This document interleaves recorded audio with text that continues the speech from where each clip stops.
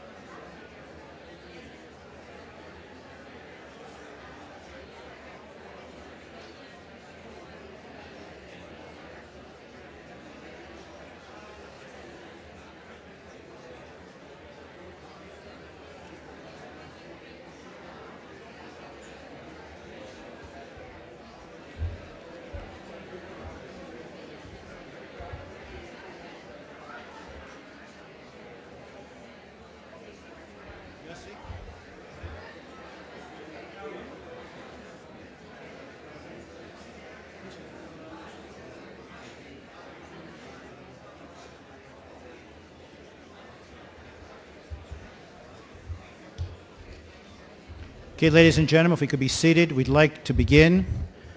And I need to ask you a few questions. I promise you no more exercises this morning, but you all look beautiful on YouTube. If anyone accessed the YouTube Yad Vashem 9th International Conference, you'll see yourselves. The quality is wonderful, and you all look beautiful. Our Spanish and Russian participants, if please the headphones that you are receiving, please bring them back at the end of the day. And about the evaluations, we apologize for a few glitches, but if you access the last 2 emails that we sent to you, you should have day 1 and day 2. So please access the last 2 emails. This is a Google survey, so it is nothing paper that we can print out. The results are done automatically, and if you could access those links, fill them out. Each one doesn't take more than 2 or 3 minutes. We'd appreciate that. Okay, with the last day. We're glad you're still here. This last day is going to deal with the 3rd and 4th generation. It's been our most challenging day. You can see here, I'm on the other side of the stage, so we can accommodate the musical instruments which we will have at the end of the day, a performance. And I'd like to begin this day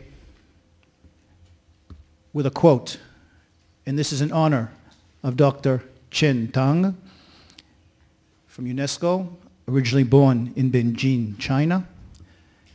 And it's a quote from an ancient Chinese sage, Kong Tzu, that we know him as Confucius. And he said the following: if you're planning for a year,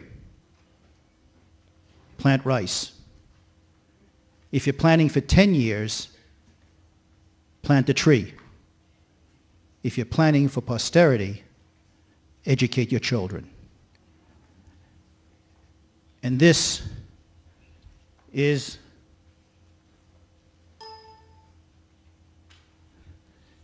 the theme for today. I would like to invite Dr. Tang to chair this session. As I said before, born in Beijing, he's on page 70 in your book. And there's a long CV, and therefore I'm going to make it short and just tell you the end of the CV. That he was appointed the Assistant Director General for Education of UNESCO in April 2010, and we welcome you to Yad Vashem, to Jerusalem, and to the conference. Please.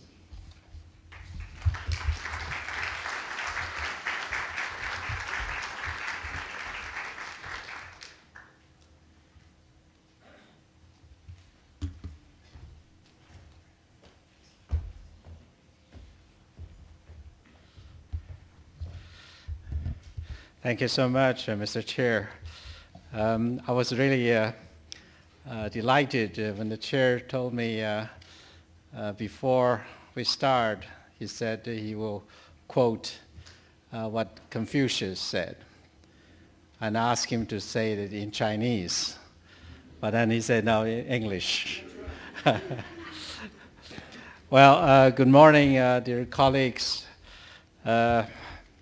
Mr. Shalev, Chairman of the Yad Vashem Directorate, and Dr. Atrakji, Secretary General of the National Commission of Israel for UNESCO, Excellencies, dear colleagues, ladies and gentlemen. I'm deeply honored to be here today at Yad Vashem, the central place of Holocaust remembrance, education, and research, to participate in the 9th International Conference on Holocaust Education and chair this session. And I'm particularly pleased as a representative of the United Nations agency tasked with promoting Holocaust education worldwide to see so many dedicated educators here. We have traveled from many parts of the world to come to this central or center of the Holocaust education in the world. Your presence gave us faith that our work counts, that we can make a difference if we work together. UNESCO believes the genocide of the Jewish people was a defining event in history. It is a shared heritage of humanity and therefore must be taught across generations in schools throughout the world. Professor Yehuda Boer once said in a meeting at UNESCO that whether you live in Central Africa, in China, the South Pacific, or Switzerland, you have to be aware of the danger that genocide represents. Education about Holocaust ultimately means to remove humanity as far away as possible from that extreme form of a mass violence. This vision guides our work. Indeed, one of the reasons education about the Holocaust is essential today is because it will help young people understand better how mass violence can be prevented in the future. It will help them grasp their own role and responsibilities as active global citizens in fostering respect for the rights and the dignity for all.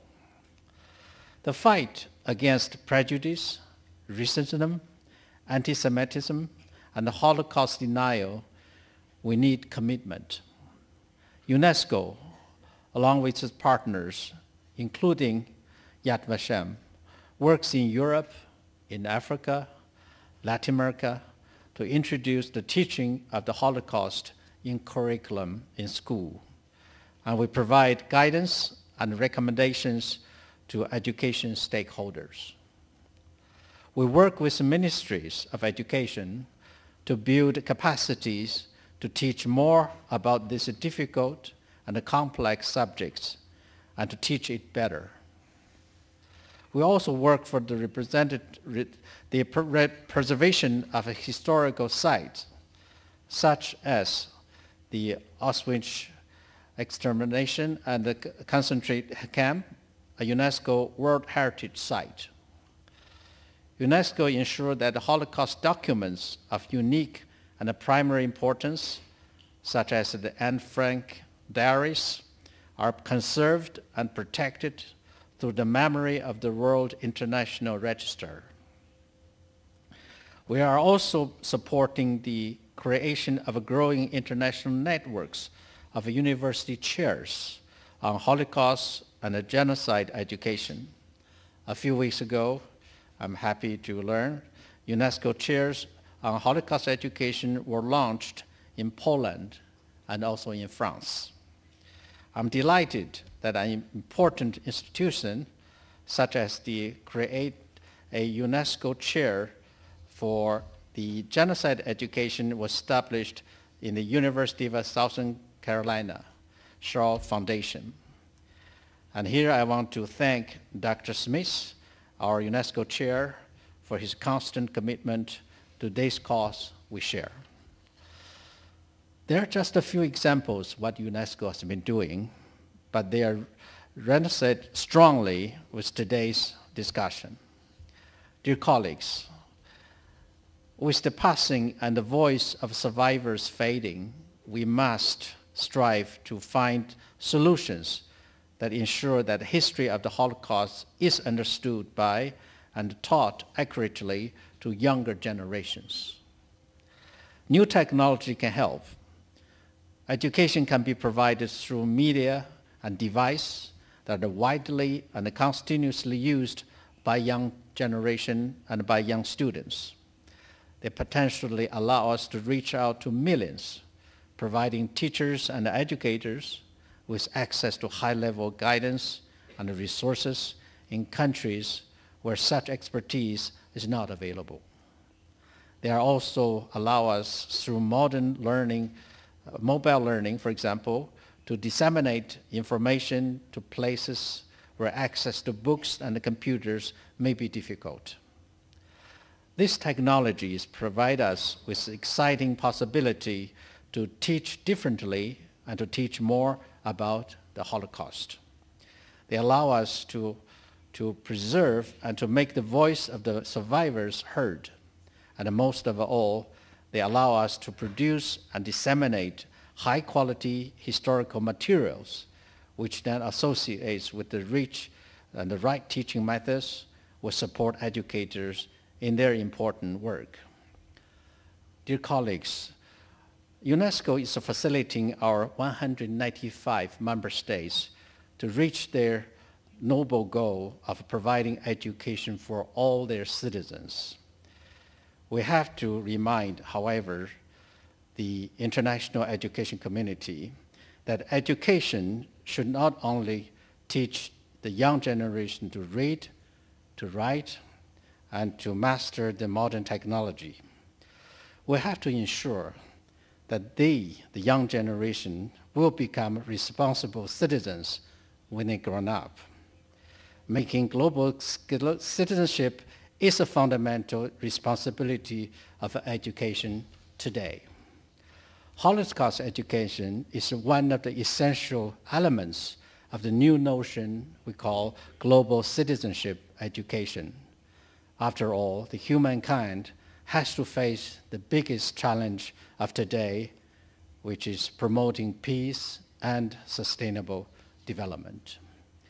In the next 2 hours, a number of prominent experts and researchers will share their visions and views with us on how to further promote Holocaust education, including using the new technology of today. So I'm looking forward, together with you, to listen to the wisdom and visions of these experts, and with the same objectives that someday and one day we, UNESCO, together with all of you, we can make the Holocaust education provided in more countries in a better way, and to make sure all humankind in this world remember this. And then we're looking forward to have the peace for the future for our planet. I thank you for your attention.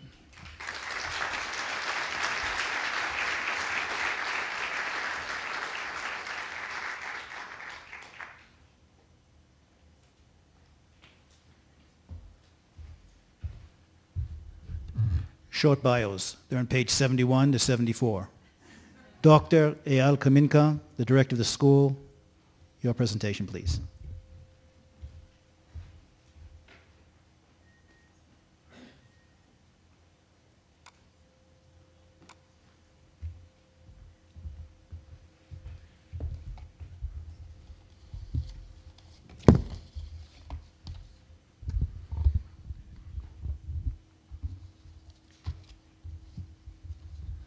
Dr. Tang, Chairperson of this session, Mr. Avner Shalev, Yad Vashem Chairman, honorable guests, welcome to the third and final day of the conference at the International School for Holocaust Studies at Yad Vashem. I heard not long ago a story of a survivor that was invited to speak with a team of a high-tech company. A high-tech company. Yes, they invited her for half an hour to tell her story to the young computer whizzes and technological geniuses.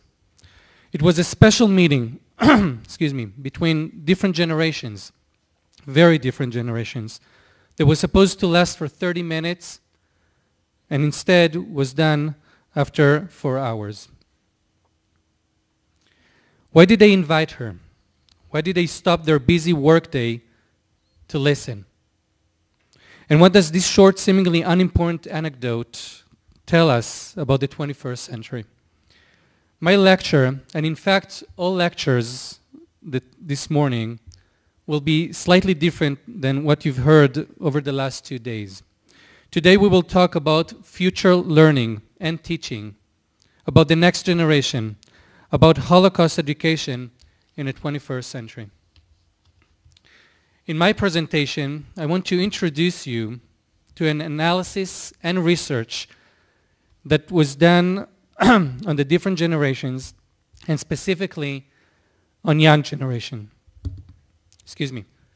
The study did not originate in Holocaust education discipline, but rather in organizational studies and general education. But I believe that it has far-reaching implications that can challenge our assumptions on the young generation and help us with our thinking, where do we go from here? Before I start, though, I want to briefly discuss a few of the challenges of the 21st century that are of great importance to the discussion on the different generations. Indeed, the 21st century presents many challenges. The first and foremost is, of course, the information revolution and our changing definitions to the role of information in our lives. How we get information, changing boundaries of information, and so on. Data is everywhere and open to everyone. And that leads to the question, of course, of what is the role of an educator in this century. Changes are everywhere, but most amazing is the inconceivable increase in the rate of change. For example, it is said that about 50% of the syllabus of a technological degree in the first year of college may be irrelevant by the time the student will start the 4th year of his studies. These changes are far more significant than we realize.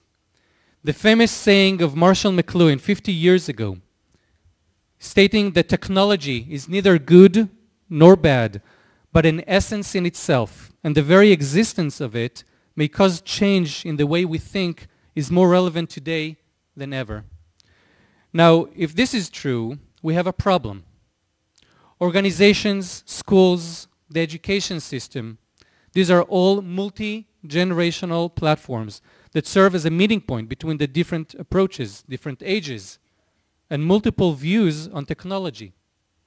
But it is known that the differences between the generations are even much more than that. They relate also to the different values. And my question to you is, are we all so different? Before I answer this, let us take a short view on who we are age-wise. Now, I'd like to challenge you and give you a small task to do. This is going to be an Ephraim-style task. Thank you. Look at the person sitting on your right. And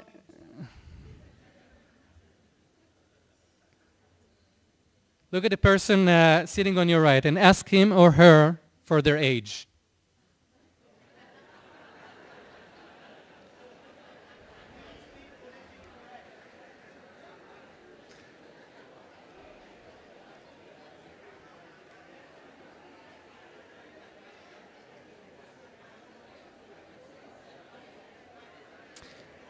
I know it is considered to be impolite to ask for someone's age. But if we don't ask, we don't know, right? It is customary to define baby boomers as people who were born after World War II until the 60s. Generation X are people who were born in mid-1960s and up to 1979. And Generation Y, well, you get the picture. But these are not what we call the next generation, or Generation Z. Generation Z are our students, our kids. Generation Z are the youngsters who are just joining our organizations, the kids who talk fast, think fast, and what else? Generation Z has known characteristics that are strongly influenced by the unique characteristics of the century that I just introduced. They have a different attention span, and we sometimes confuse it with attention disorder. They are exposed to data and information and alternatives, and we find it hard to make them stay focused. This is, by the way, my kid. A long time ago. And they go sideways in their thinking style, wanting everything fast and now, while we as educators take our time and want to go in depth. To demonstrate who is Generation Z, I got the perfect demonstration last week. I was attending a piano recital with my kids. Two of them played the piano, and we went and they performed. And one of the other kids, he was 12 years old. Before he starts to play, and he's playing the Haydn Partita Sonata, C major, if that is familiar to anyone here. And before he starts playing, he's standing up, and he's saying to the audience, at 12 years old, saying to the audience, I just want to remind you, or for you to know before I start playing, that I decided to change the order of the movements. I looked at the piece, and I wanted to finish with something fast, with an allegro. And it didn't feel right. So instead of, 1, 2, 3, I decided to just change it. Now, that was the perfect example of a Generation Z. The courage that he had to stand up in front of a large audience. I don't know if it could happen only in Israel or not, I'm not sure. But to say that. But there was something more amazing in that scenario. His piano teacher is a Russian-oriented or Russian origin piano teacher. She came to Israel a few years ago. She's 78 years old. Her Hebrew is kind of shaky. And she has a very, very serious approach to music. And I looked at her face. And it was amazing to see that she supported him. She supported him. She was okay with it. Okay? I'm going to talk about that a little bit later. So, in the organizational world, the situation is similar. Studies show huge differences between younger and older employees, emphasizing how different we are. For example, it is thought that young adults, Generation Y and Generation Z, think only of self-promotion and economic gain, and that they prefer to get their education only from the web or computers. It is also known that the younger one is, the more accepting they are of change and the less loyal they are to the workplace. There are studies that show that. Going back to education, I want to show you a short video clip that was circulated over the internet, and I think millions have seen that, about 2 years ago. And that means that is old news, but still interesting to view. The clip opens a window to the viewpoint of Generation Z in education. Oh, it didn't work. Yes.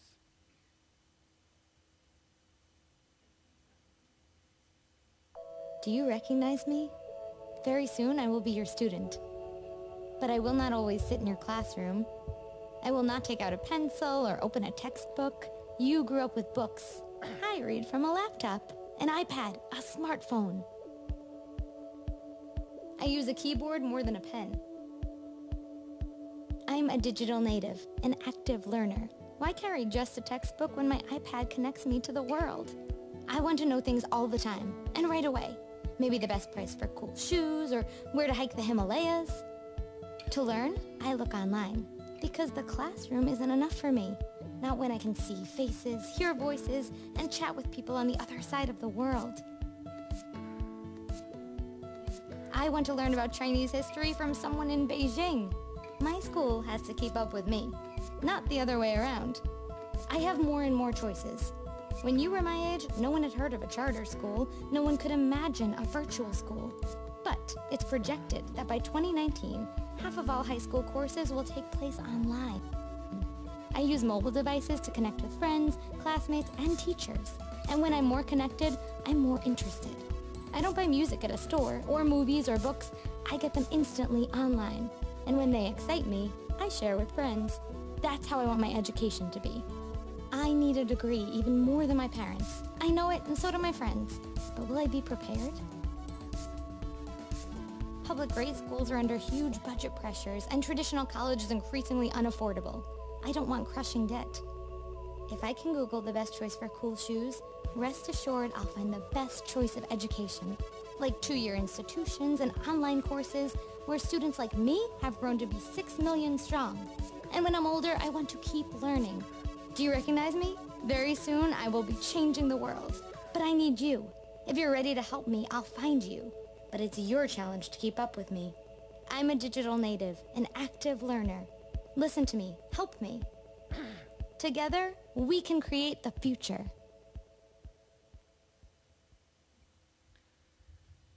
It is our challenge to keep up with the young generation. The message, and if you didn't get all the information that was here, the written information was too fast, it's because we're not Generation Z. They get it. Ladies and gentlemen, the young generation is fast, online, high-tech, spread all over, running away from our reach. What does it mean? If we are so different in our styles, in our values, in our views and needs and desires, how can the X generation or the baby boomers teach the young Z students? Is there no common ground to work on? With these questions in mind, I would like now to introduce you to a special organizational research that was done 2 years ago by 3 researchers of different generations. Dr. Shlomit Kaminka, a baby boomer and a leading HR researcher, who happened also to serve as my mother. Dr. Hila Peretz, a Y generation, and myself, a classic X generation. By the way, being an X generation, I can tell you that my generation is the most confused one, but also may hold some qualities that can be helpful in educating Generation Z. So the picture is not all bad. And so if you are an Xer, we can form a support group during the break. The purpose of the research was twofold: to discover if the generations are so different or are there any similarities, and also to gather information on Generation Z in comparison with the other generations. Since my time for this lecture is limited, I will present only a small portion of our findings, but enough in order to deal with the questions I offered at the beginning. In the study, the questions we posed for both adults and young students were of 2 types. One line of questions dealt with expectations from the ideal workplace. For Generation Z were asked about their ideal future working place. The second line of questions dealt with the ideal teacher of the future. And for the adults, it was who is the ideal boss of the future. Ladies and gentlemen, honorable guests from all generations, the most important finding of this research was that the similarities between the generations in terms of expectations, values, and desires were much greater than the differences. All generations stated that meaning is their first priority in the workplace, much higher than promotion or financial compensation. Challenge was also graded high among all generations, and in fact only a small percentage stated that they would leave a position due to low salaries as their top reason to leave.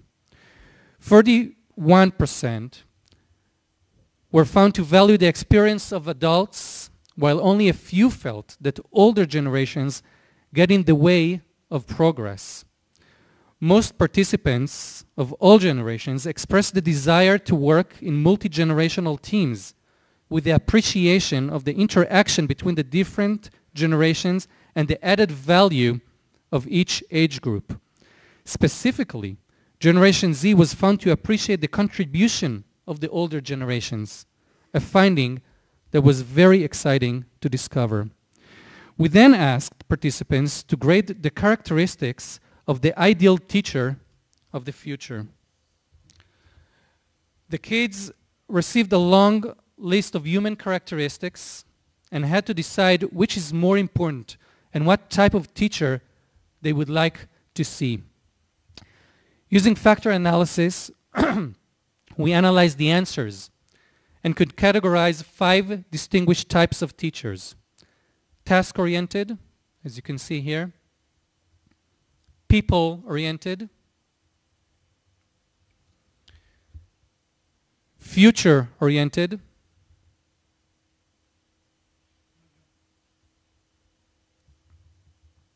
Young age-oriented, and teamwork-oriented.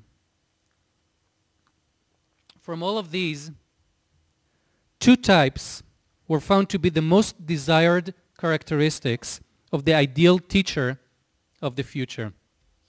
Can you guess which? I won't keep you in the dark. I have to remind you, ladies and gentlemen, the Generation Z is very high-tech, very Facebook, very social media, very digitalized. However, the results also were very clear. Generation Z preferred future-oriented teachers that have vision, innovation, and flexible thinking.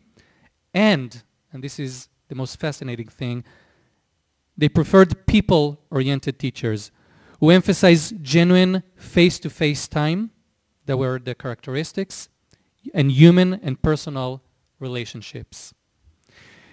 Interestingly enough, when asked about the ideal boss,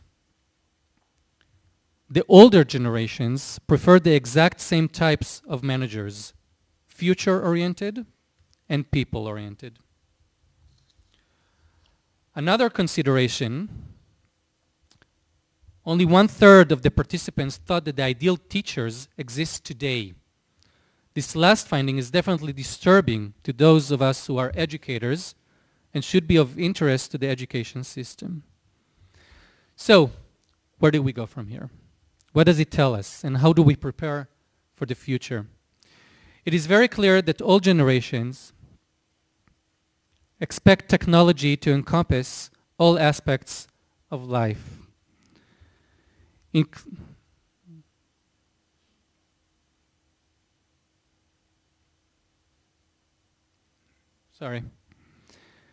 To encompass all aspects of life, including our communication means. It is also clear that there are differences in techniques and perceptions among the different generations. However, if we were looking for a common ground between the generations, a common ground upon which we can build our education methods and communicate with the next generation, this may be it. This is a great common ground to work upon. All generations, including the younger one, long for human interaction, face-to-face relations, and meaning in their lives. We look for answers, they look for answers. We look for guidance, for meaning, for values, and human rights. They look for the same things because people are people are people. And our expectations and desires and values don't change so rapidly. The language changes, the technique and the speed, but our values, this is a different story. As educators, there is no replacement for human face-to-face interaction in addition to the technological social platforms. Yes, here in the international school, we invest significant resources, time and knowledge in creating online tools for teachers, live and pre-recorded online courses, and much more. But we never forget. The young generation appreciates the added value of meetings and interactions with the older generations. And this is another common ground we can build upon. With this in mind, it is our strategic view that we should not lose the investment in face-to-face seminars, the direct teaching of varied audiences, and the development of materials for educators in all languages, because we believe that educators can and will make a difference. The education process is transforming to become digitalized, and this is something we're preparing for. But again, the longing for meaning, multi-generational interactions, and search for values, this is a common ground that is embedded in our philosophy. As the same old rule of educators. If you want to establish a learning community in your classroom, teach things that are worth learning in ways that help students appreciate their value.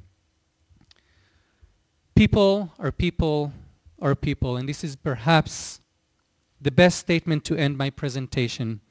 As you can see, on top of the challenges of the 21st century, on top of the unique characteristics of the young generation that make it hard and harder to educate them, on top of all the real and unreal differences between the different age groups, I stay optimistic and also believe, as an educator, as a father of 4 little Z kids, as the director of this school, that the common ground between the generation is enough to reach out, to learn, and to educate. Thank you very much.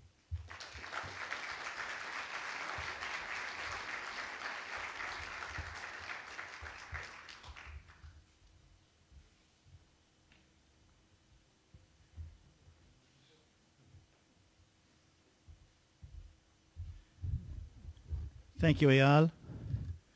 And as I just said to him personally, hugging is important. And he just gave us the research. I'd like to invite Professor Yossi Matias, waiting over here. Yossi Matias is the Managing Director of Google Research and Development here in Israel. Please, Yossi.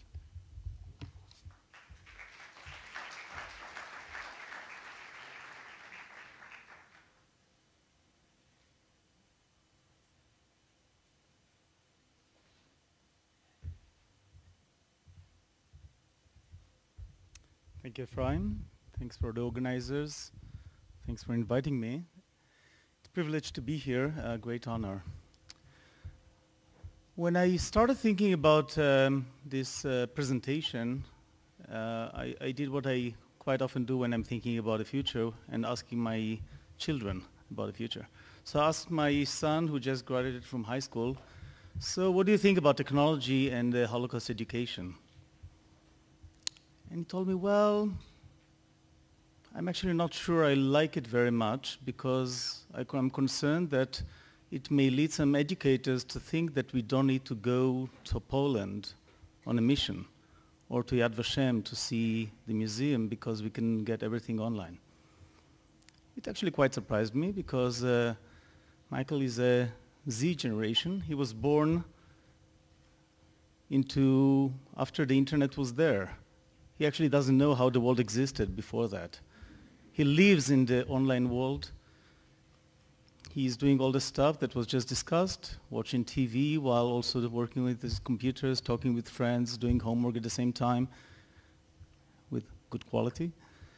He lives technology. He even developed an app which is out there. So he's very savvy. He's enthusiastic about technology, and still this was his concern. And thinking about it, it shouldn't be surprising because there's no replacement for the personal experience. And perhaps it's not the story you'd expect me to start with, being an engineer, computer scientist, computer science professor, and from Google. But thinking about it, this is the kind of experience that when I was in Auschwitz for the first time a few years ago, after years of being exposed to Holocaust material, this was not an experience that I could actually anticipate. Can you switch next slide, please? Oh, sorry. Yeah, so that's Michael with his friends, and this is the kind of experience that he was concerned about losing if we only go with technology. And on my way actually back on a plane from Krakow, next to me was sitting a student from Germany who was telling me that for years she was studying about Holocaust and her friends. It's part of the mandatory curriculum. And actually they resented it a little bit because they didn't quite get it. It was kind of put on them. And she was there on a student exchange, and for the first time she was in a camp. And she said, wow, this is actually, now I understand what's going on. Well, this does not mean that technology is not important. Actually, it means just the other way around. It means that we're not where we should be yet in terms of technology, because unfortunately not everybody can go and have this physical experience. And we should see how to close those gaps. and to see how technology should work with the physical attachment and the connections. And by the way, on the related note to the previous presentation, we established a platform called Campus Tel Aviv. It's essentially a floor in our new office in Tel Aviv for entrepreneurs and innovators to come and have some meetups, etc. And thought perhaps it's going to be a good idea for people to meet and exchange ideas, etc., even in the online world, where some may think that it's not as necessary as before. Well, in 1.5 years, we ended up having about 900 events with 60,000 participants, mostly created by the community for the community. So the need for people to get together, to find, to exchange ideas, to discuss is actually stronger than ever. But it's actually facilitated by technology, by communication, by all that stuff. So, in fact, I was personally involved in the question of how to use technology in this context for several years now. So let me give you a little bit of background. Early on, when we just started the Israeli Center for Google, we had a visitor who was Jonathan Rosenberg. He was in charge of all products and at Google at the time. And he was on private visit, visiting Yad Vashem, and then came to us and told us that he heard a story about an old person coming, seeing a picture, and recognizing some facts about the pictures and telling the Yad Vashem folks. And then he asked us, what would happen if that person could not be at the museum? How would he be able to see this kind of material which is so important to him? And perhaps even more importantly, how would we know what he knows about the context of this picture? Can we do something about it? And this was the start actually of a dialogue that we started with Yad Vashem and about the question, what can we do to help bring some of the material online?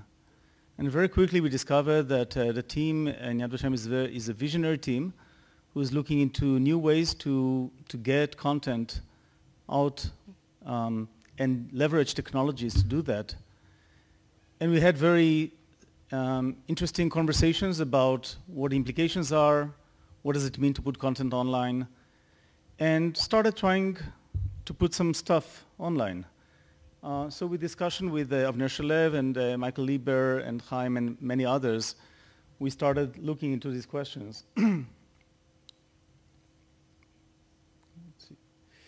We started with video testimonials, which overnight got 3 orders of magnitude more visibilities than typically you'd expect, just because they were on YouTube.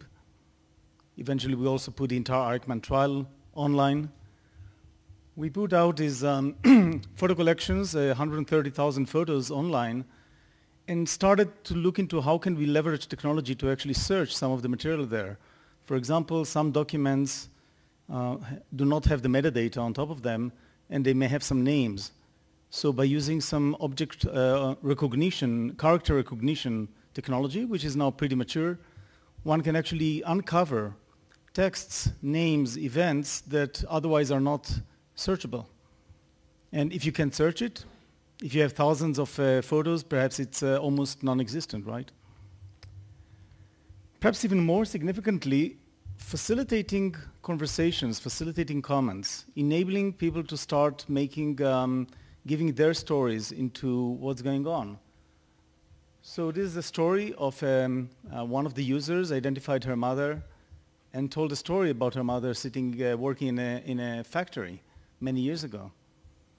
And there were within a couple of months, thousands of stories of people starting to identify places, names, add their personal stories, help out, put more data.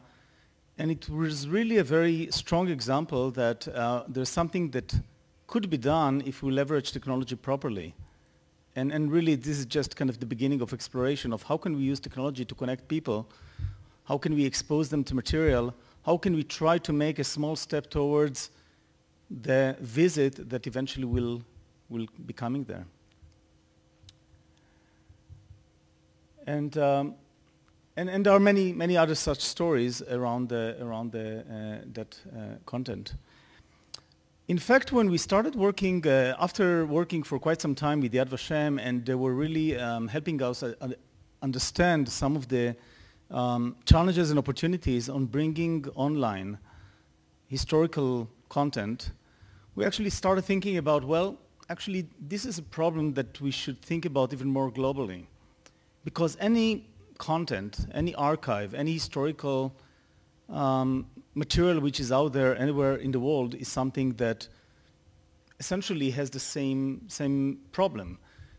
People who should care about it don't necessarily have the access to that. And people who know something about it don't have the opportunity or the way to contribute that. How do we provide the preservation? How do we provide the accessibility to all that content? So for that end, we actually started pushing more into that. In fact, we defined a broader project, and our next partner was actually two partners, the Israeli Museum and the Israel Antiquity Authority, where we essentially helped out bring the Dead Sea Scrolls online. And the Dead Sea Scrolls were previously only available for a handful of scholars in their raw form. So the prospects of actually bringing them online, this is the book of Isaiah with the famous verse of and the wolf shall dwell with the lamb, etc., is now online and with very high resolution. You can actually read here, Vega Ze'ev in Keves, as it was written over 2,000 years ago. So the notion of accessibility and providing some experience is obviously does not replace the physical attachment, but it provides a new complementary experience. Much in the same way that despite the amazing ways to see artwork these days, with resolution and experience which could be much better than in a museum, today you can see the Mona Lisa in a much, much better way, quality that you could in Louvre. But there's no replacement to actually go to the museum and have this physical proximity, which is, I guess, a topic that people should look into. What makes it so special? Why is the original so much more important than a reproduction which is of at least the same quality for all practical purpose? Can you click on the document, the conversation link, please? So one interesting thing is that once you put material online, as in the case for Yad Vashem, and if you can scroll down, this is one of the fragments, you start seeing conversations going on. And conversations can be among scholars, among experts, among educators, among users. It can be about opinions, or it can be about discussion about what's written there, what's the historical context. It actually transforms the way in which we do historical study and historical research, because it's no longer, you no longer need to have a conference or work in chunks of scientific papers only. You can actually start having conversations, meaningful conversations, in a very granular level. There are thousands of fragments of Dead Sea Scrolls. Each of them can be a pivot for a conversation and research and a discussion, and an inclusive one, not one that only a handful of people can participate in. This is really a potential of transformation of how we deal with content, how do we disseminate it, how do we make accessibility both for end users as well as experts and scholars. Can you please go back to the presentation?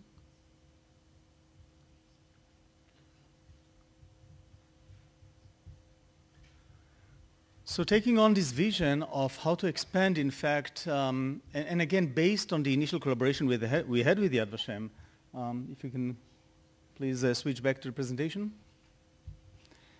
Thank you. Next, please. We actually established what we call the Cultural Institute, which essentially is based on some of these principles. And in fact, the next material, the next collection that we brought online was the Nelson Mandela Archive. And now the Cultural Institute encompasses collections, historical collections, as well as art collections, which is based on another project called the Art Project, and with hundreds of various partners.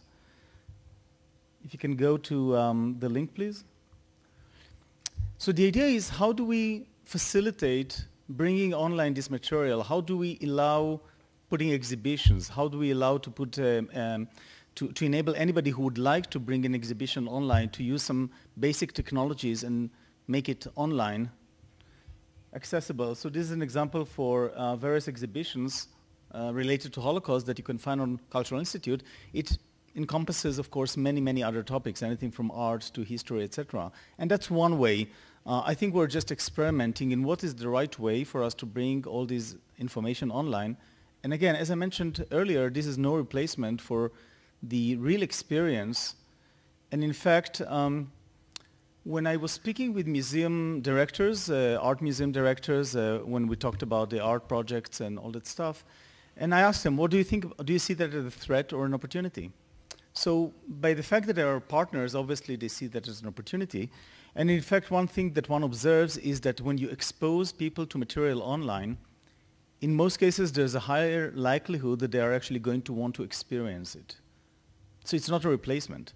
Now this is not news, because in the travel industry this is known for a long time, that if you provide some nice pictures in the old days, or today if you have amazing websites with pictures and try to convey some of the experience of Paris, it's actually higher likelihood that anybody who is exposed to that will like to go to Paris.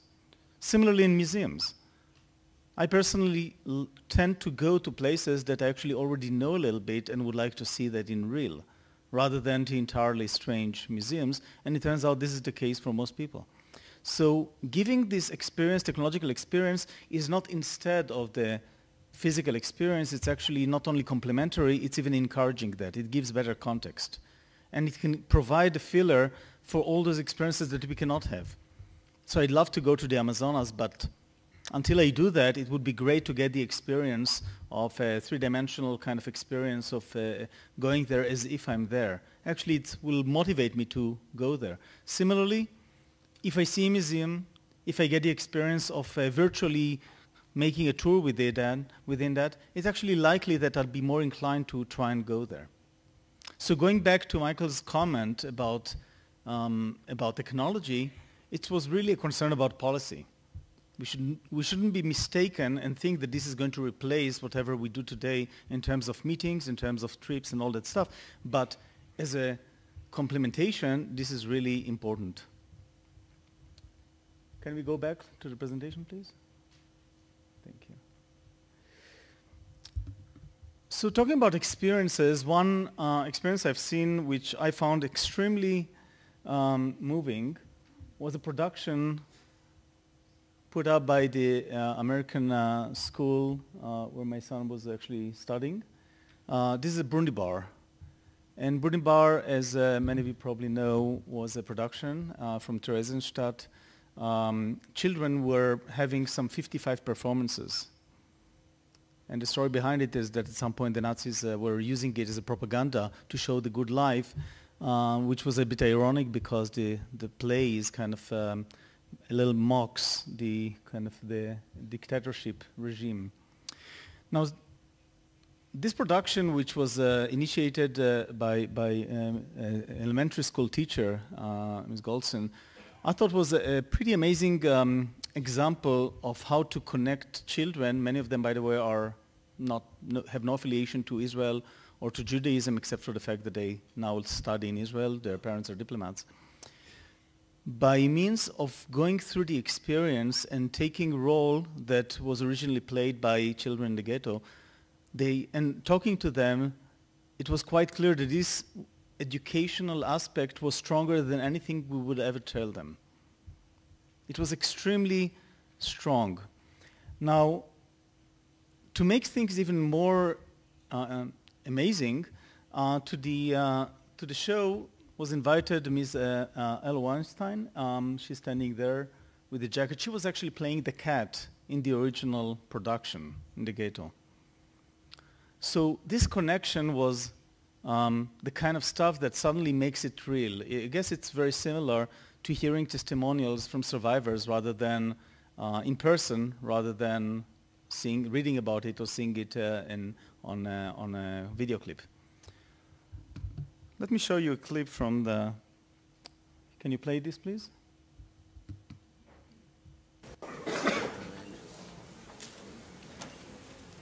Oh, we don't want that. I think we missed the... Okay, let's switch to the next one. If you can... Thank you, please. Okay, I think we missed the lineup. Can you try to go to minute 52, please?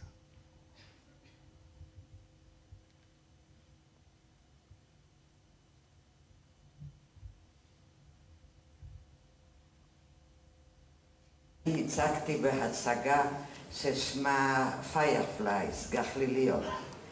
וגחליליות זאת הצגת ילדים שרק לפני שנה So after the show, it turns out that not only Ella came on stage, but there were a dozen or so survivors who were telling their personal stories and their roles in the show. And they knew each other. One was the babysitter of the other, some cousins, and they all were on stage. And I think, to me at least, the most moving part was at the end, after they all told their stories. You know what our next project is going to be.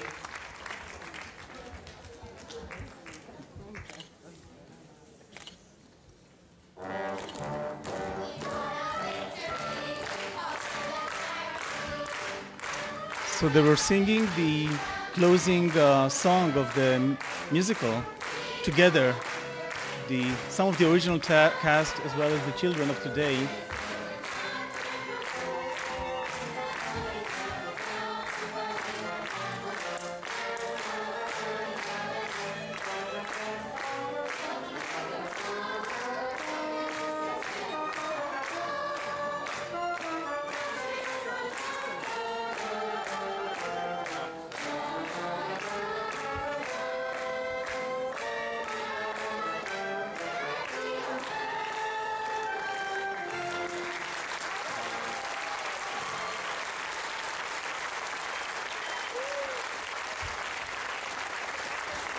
Thank you. So of course this was moving on many, many fronts. As a closing circle, to see the survivors singing there, to see them with the children and to have this connection, which I think was pretty amazing. Now the question of course is, what's going to happen in the future? What's going to happen in 10 years, 20 years? Already today, I guess the number of survivors who are going to be, to provide this experience that was discussed earlier with the Generation Y is not going to be the same number. What happens in 30 years? So I guess that's where technology should kick in and see how can we provide some of these, some of the fillers or the compensation. How can we make the connection? So if I go back, for example, for me, one of the thrilling parts of the Dead Sea Scrolls was that to see that in very high quality was like connecting today's people to historical events that occurred 2,000 years ago. That's as strong as it gets. Well, the stronger is to actually touch the scrolls, but that's not something which is scalable, as we know. Next slide, please. So a few points of consideration here that I thought would be worthwhile. Let me start by saying that I'm a strong believer in technology. I work for a technology company whose mission is to change the world in many levels. And I think technology can be leveraged in a very significant way. There's no silver bullet. Technology does not replace many of the human interactions that we're familiar with, but it can enhance it. It can contribute to that. Access to information.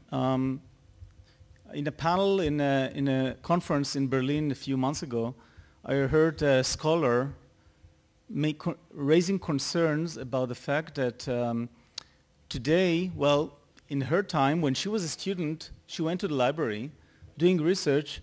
In the process of searching for the article she was looking for, she was actually seeing all these other articles she did not expect, the serendipity aspect of learning about stuff you did not know exist. And she expressed concern that perhaps today, when you can actually search and get exactly to where you want, the better job we're doing, then the quicker you get to exactly where you want, you may be losing some of this serendipity kind of stuff.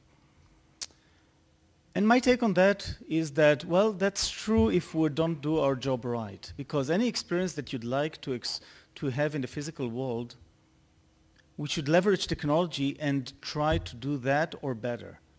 There's no reason why serendipity should not be part of technology. Right? Because serendipity, the reason why you go to the library and you find related material is because you organize certain things according to topics, subjects. You make sure that if you had a few documents in the same box, they will going to be in proximity so that you can not only go and look for something, you can browse. All these relationships should all be reflected in how we organize material, how to provide the experience, how we imitate it. And again, perhaps we're not going to provide the smell of a book, even though there are technologies to do even that, I believe, or soon to be. But I'm seeing more and more people reading electronic books. In fact, we're already talking beyond the point that the number of books sold on Amazon electronically exceeded the paper books. And when I look around, I see more people with a Kindle or other tablets of reading application than people with books. So in a way, it's not the paper that counts, it's really the written word that counts. And if you can use technology to make it more accessible, that's better. Now, many of these discussions about what's better, what not, are totally irrelevant in light, as was discussed in the previous conversation, because for the next generation, this is not even a question. Even TV is an old technology for the Z generation. We're talking about generation where you need to assume that technology is available through many mediums. So I'm not Z generation, but I have here my mobile and my tablet and a smartwatch. And this is going to be old technology in just a few years, right? I didn't bring glass today. So it's really about the technology is just a means. And we're kind of paying attention to, oh, this new gadget, new ways, etc., and then we get used to it. How many of us remember that mobile phones did not exist as we know them today, did not exist a decade ago?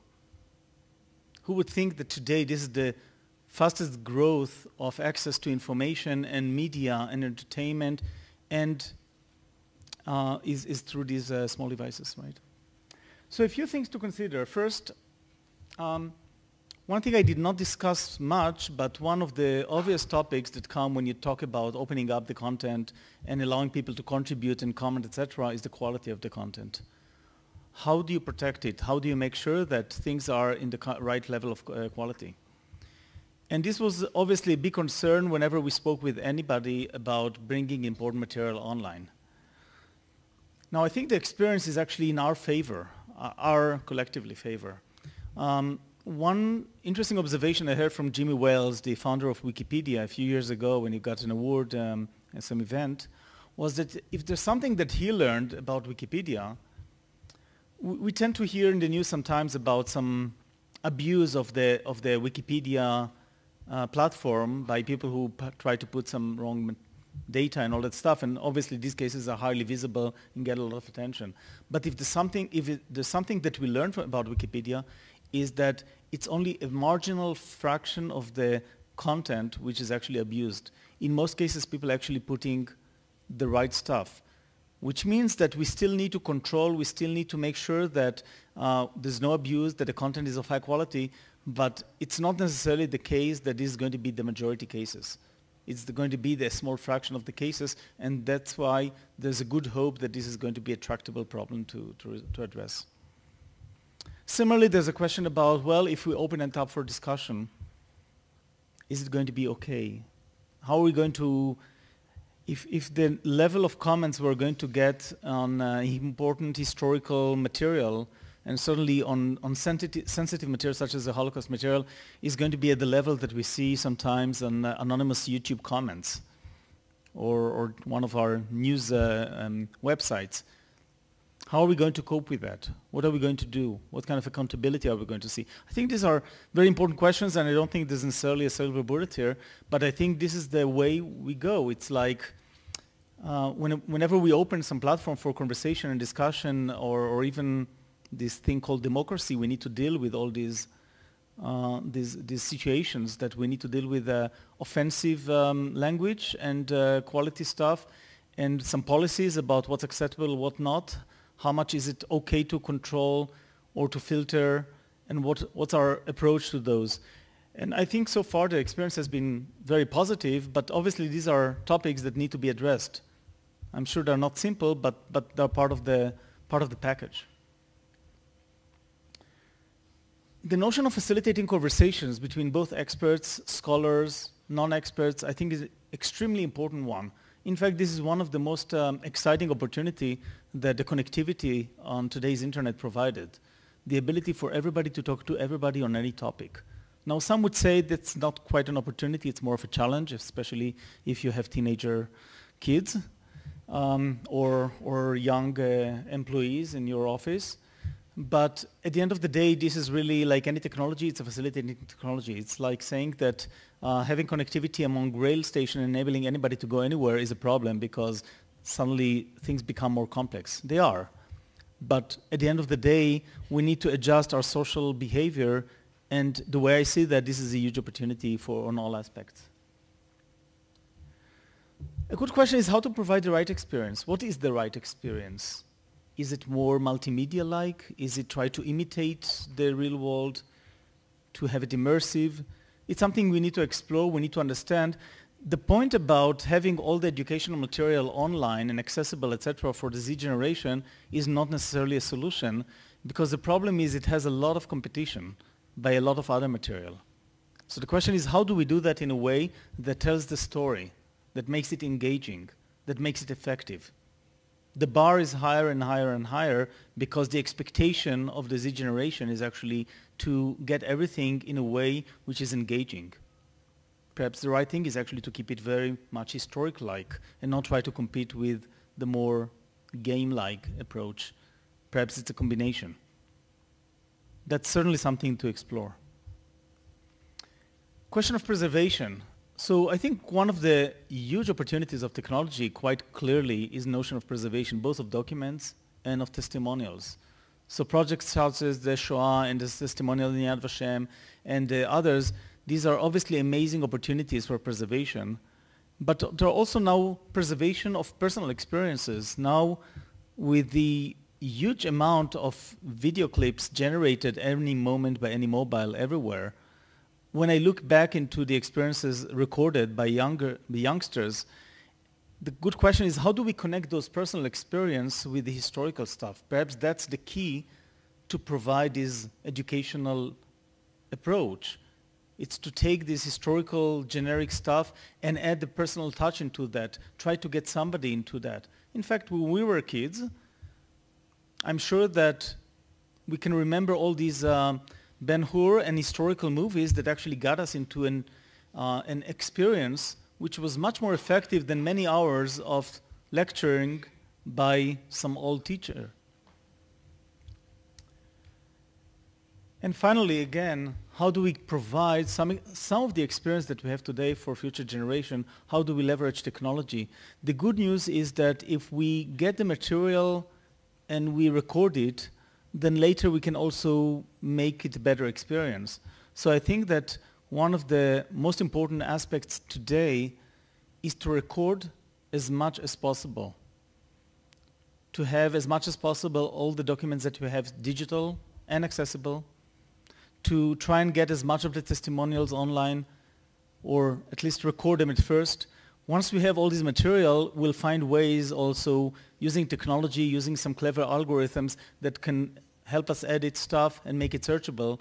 We can take all this raw material and make it tell the stories as we would like to tell them for future generations and adapt it to the beyond Z generation. Thank you very much.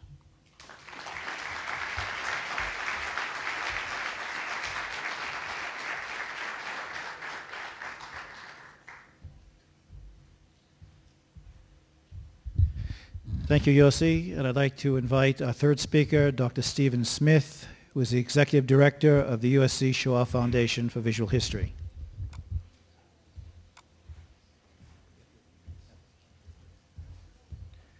Confused, huh? I knew I was confused, I just didn't know why, Eyal. So now that I know it's because I'm Generation X, I will join the club at the break and become member number 2.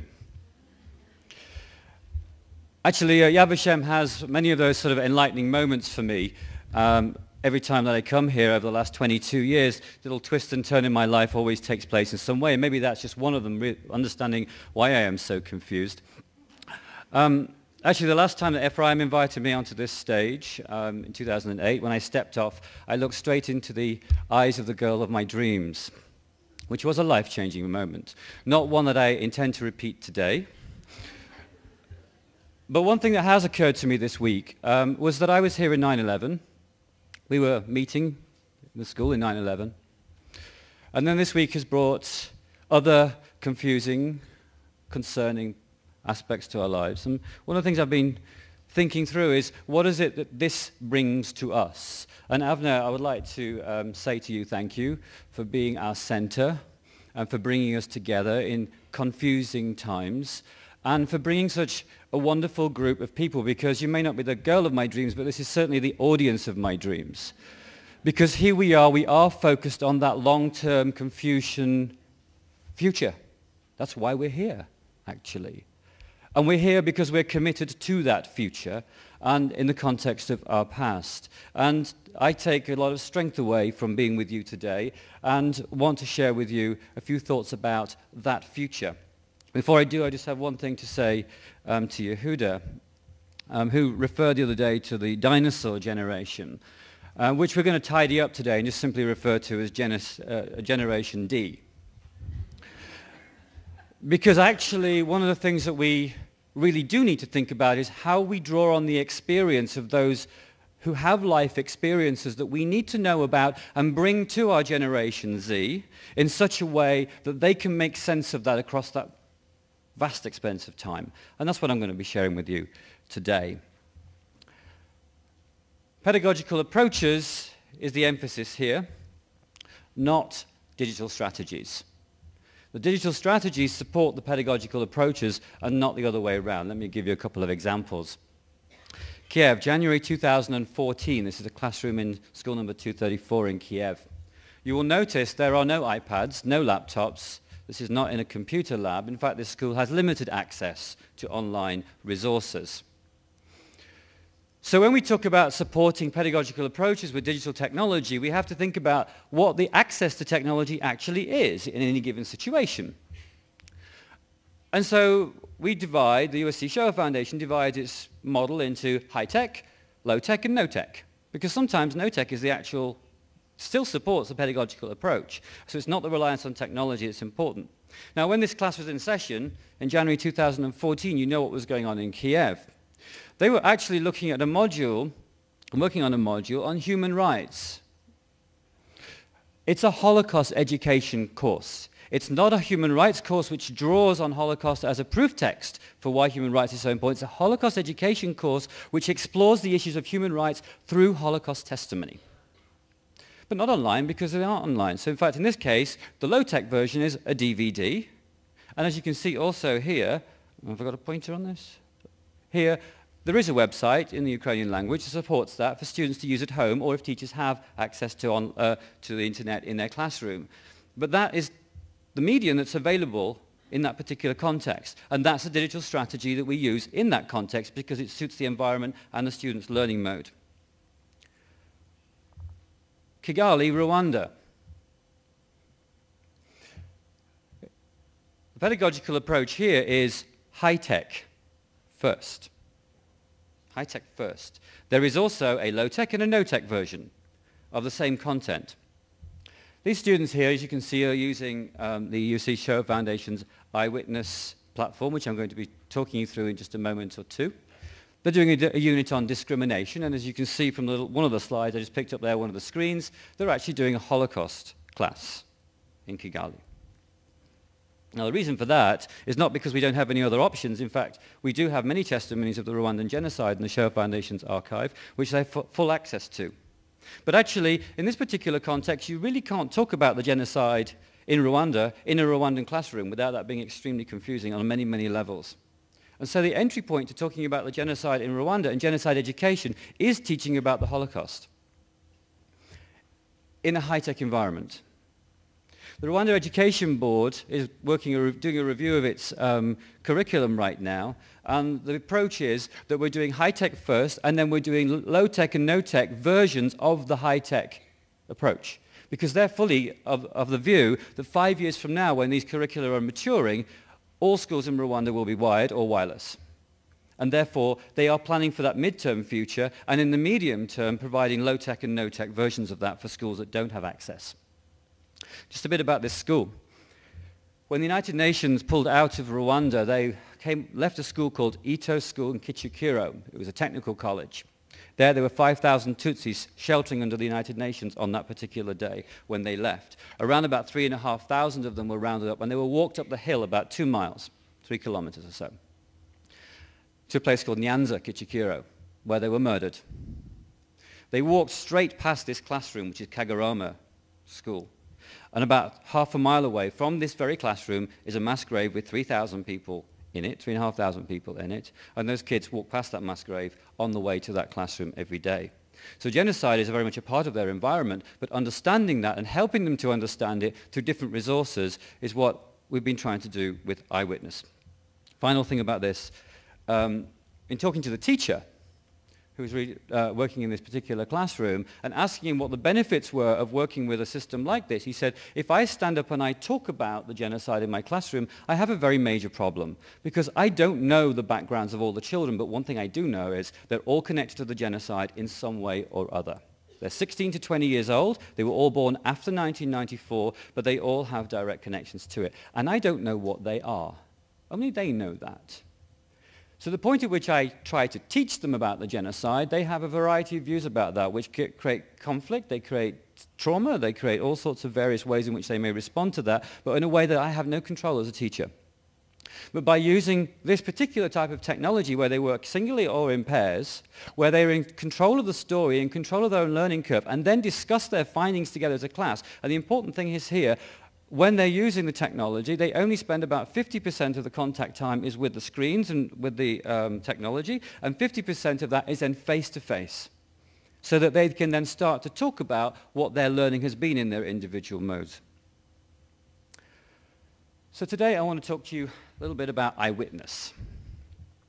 It's an online website, has testimony at the base of it. The Shoah Foundation has 53,000 testimonies in its archive, of which 1,500 are available on Eyewitness for classrooms, free to teachers to use.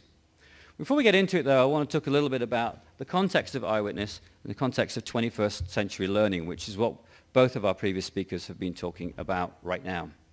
And just to build on that a little bit, and thank you for doing such a great job, Eyal and Yossi, because it'll save a little time.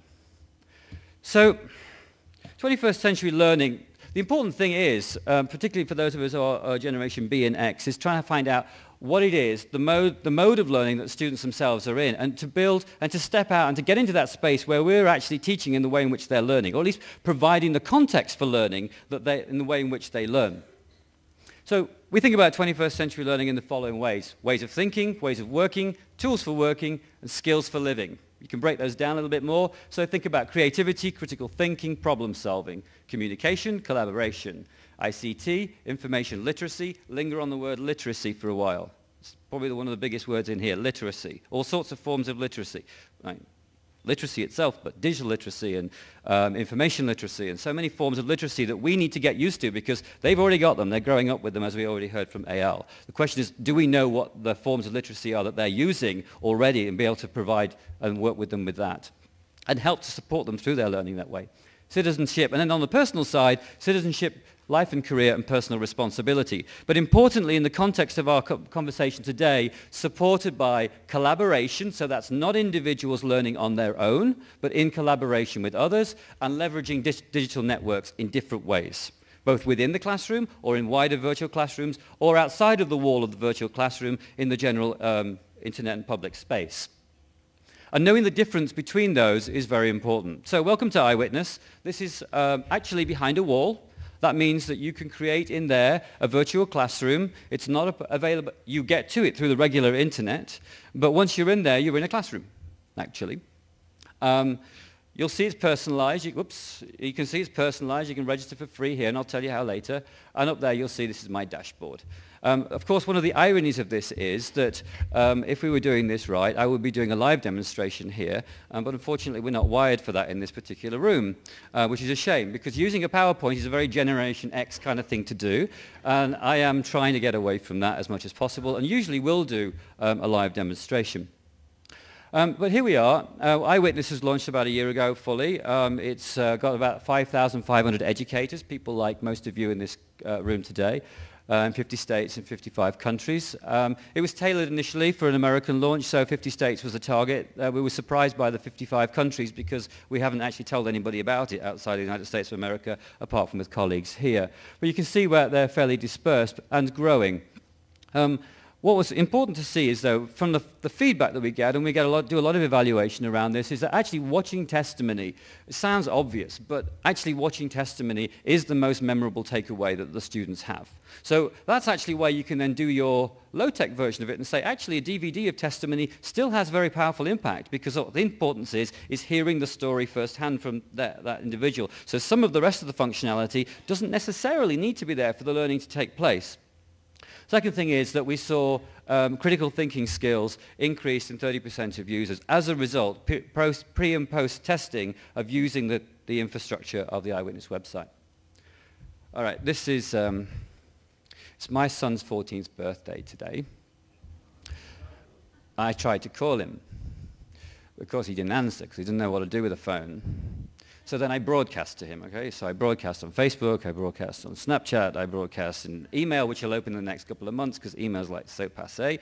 And hopefully he'll learn sometime throughout the year that I did send him birthday greetings this morning. Understanding him has been a challenge to me and a confusing one, as I said earlier. But getting to understand this was really important to actually structuring the Eyewitness program. Because actually it's non-linear, it's not a curriculum, there's no through line. You go wherever you want in there, both as a teacher, by the way, and this is important for you, as a teacher as well as a student. Secondly, it's visual and it's personal. And what we're trying to do is focus on watch, think, and feel. There are key things in the middle of this. And as you see, they intersect and there's no line through it. Key important thing is, of course, the sharing of that, let's just say it's Aaron. He looks a bit like that. Is doing with his mates today in all sorts of different ways, but leveraging that same form of communication in the learning environment. There is something linear about it, though. I just want to make sure that we understand it's not entirely free-fall. What we have in there are activities, and the activities do have a linear pattern to them. So in fact, you do start by considering things, context, scaffolding, things to help you to orientate yourself within the historical material so that you know where you are as the learner. Secondly, you collect. Now, we talked a little bit earlier about the amazing Google Cultural Institute and the variety of resources that are available, but knowing how to collect and how to gather together various data sources and to understand what they mean and how to organize them and to get them ready for use, for curation, is a major part of the learning here. By the way, it's another literacy that this addresses. Constructing is about telling your story in your own words. We know that this Generation Z don't let anybody else tell the story in their words. It's all about their own story. It's about publishing yourself. It's about owning your space. And it's about owning your identity. Now, you can't, in an educational environment, allow that just to kind of be a very entirely open experience. But one thing you can do is allow them to construct in a constructive way. And to also put their feelings into a method of creativity that allows them to communicate their learning. And that then leads straight into the communication. Every activity in Eyewitness has that kind of linear approach. You do one thing after the other because it's a structured way of being unstructured, I guess. But it's not a curriculum. So it has inside it a variety of activities that relate directly to curricula. So yesterday, those of you who attended the Echoes and Reflections panel we did upstairs will know that not only does that exist in print, it also exists online, but the online version is not a version of the print. What the online version does is gives you lots of ways to explore the experience and the content in lots of interesting and new ways, and then go through the same process of constructing and developing your own methodology. It's a website, but it's not only a website, really it's a learning environment. What you have to think about it is like a laboratory. It's a place for collaboration, it's a place for conversation, and if you expect to go on and click through and follow the steps and then completed, you're very much mistaken, and that's why the crossover between those of us who are Generation B or X and understanding how Generation Z work with this is really important, because they're going to understand this as soon as they hit the front screen, and we know that from the testing that we've done. They understand they're in an environment where they can do all of these things, even if we as teachers don't necessarily understand what it's there to do. And getting through that's really important. So the way it works, we take information skills, literacy skills, media skills, and we explore various elements, various pieces of data on the website. So we've got a video piece there. They can search, and not only unstructured search like you might do in a Google bar on your computer, but structured search also, because what we're looking to do is to help them to refine their searching so that they look for specific things. So they don't just put in ghetto, but they may look under resistance, ghetto, spiritual, or whatever it might be, or they may actually, there's an even more structured way of doing that, and various filters that they can use to get to very specific parts of information, because with the proliferation of information that they're facing in the world today, unstructured search is not always the best way to do it, because you're reliant on a search engine and ranking. Here what you're reliant upon is your intuition and focusing in on very narrow content lines, and teaching them those skills is important because they're going to need to know them. But as you can see there also, in the archive are all the digital assets of Yad Vashem that are online, and all the digital assets of the US Holocaust Memorial Museum that are online. And the students therefore have at their disposal the Shoah Foundation's testimonies, Yad Vashem and the US Holocaust Museum's archives available to them. And as you can see right here, there's a little button that says Save, because we want them to take it into their own workspace. This is Ruth Hernandez. She looks really cute. She's not as cute as she looks. She entered the Eyewitness Challenge this year and decided to take President Obama on the issue of forced deportations. And where did she get that from? The fact that her father was deported. Secondly, that when she was using Eyewitness, she came across testimonies about deportation.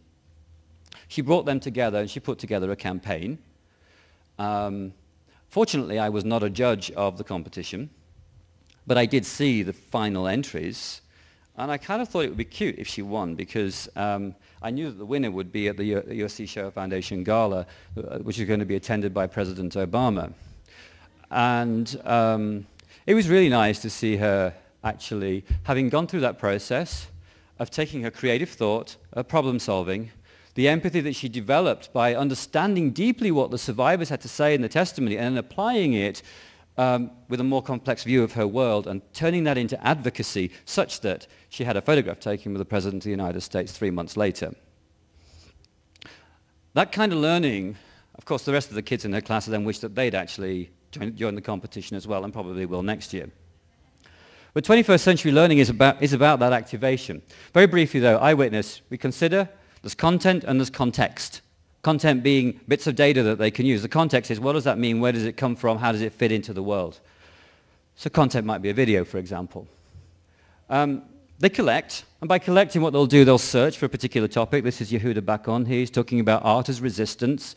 They sort that using all these keywords here. They save it, they select it, and it's then available for them to use, because the next thing that they're going to do is they're going to construct online using a video editor their own project. Once they've done that, now here's a key word here for us as well, is curation. These kids are all curating their lives on every day. They're deciding, what am I going to send, to whom, and why? Who's going to get access to it? Do I want my dad to see this, yes or no? Therefore, where do I paste it? Is it going to affect my resume 5 years? My 15-year-old thinking, what am I going to put on Facebook now? Because I need to make sure that I'm understanding how it's going to affect my resume 5 years from now. They are curating their lives right in front of us. They know how to do it for their own benefit. The question is, how does that fit into the learning environment? So,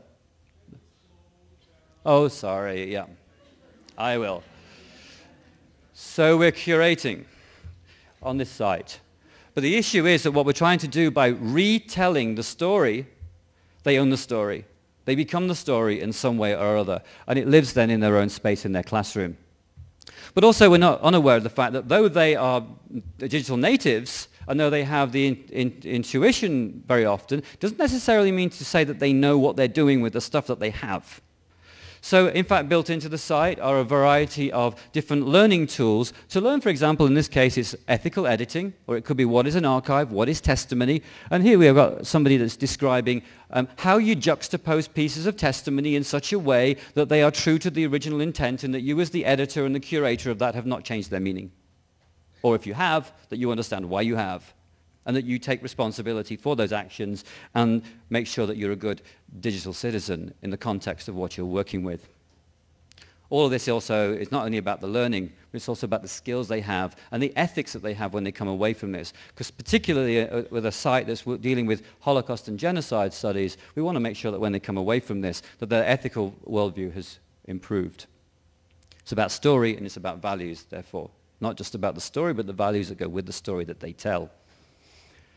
This is Michelle. She's an eyewitness educator. I won't say too much about it, except the important thing is that as the teacher, you have control over what you do in your classroom, of course. So too in eyewitness, you build your own lessons. We provide over 100 templates right now, and they're growing every month. But the important thing is you, as the educator, can change any one of those, or you can create your own to suit your situation. Michelle created her own. She created an activity called Wash, Rinse, Don't Repeat. Too much time to take to tell you how that worked. So we talked to a bunch of 14-year-old boys and didn't get much back. So we then found different ways of evaluating how effective eyewitness was. All of these statistics that I put on here had double-digit improvements pre and post use of this site. Personal and stories are important to learning history. You'd think that might be nearer to 100%, but you have to understand that they only care about their own stories. They don't care about anybody else's. So the fact that they may, 80% of them recognize that the stories of Generation D might be important to their lives in Generation Z is an important statistic, because they're listening. And by the way, the amount of time that they spend listening to testimony is 10 times what you would expect a student to spend if they click through onto any other video in any other video portal. They linger with this particular content, and we have the statistics for all of that. 85%, again, double-digit improvement on I believe I can make a difference, pre and post. I just highlighted this at 26%. Partly because this came out of a particular survey of students that were Hispanic and African American, and they were doing a lesson on anti-Semitism. And the 26% increase in, it is important that I speak up against stereotyping. So these are students that are experiencing stereotyping and discrimination, understanding that it's happened to other people, and therefore using their voice on behalf of other people is an important thing to do. 26% increase. It's a really important statistic for us to kind of focus on, and that's why I've highlighted it there, because that's the kind of shift that we're looking for. Unfortunately, sometimes we're looking for decreases, and this particular decrease is, I believe that stereotypes are really true.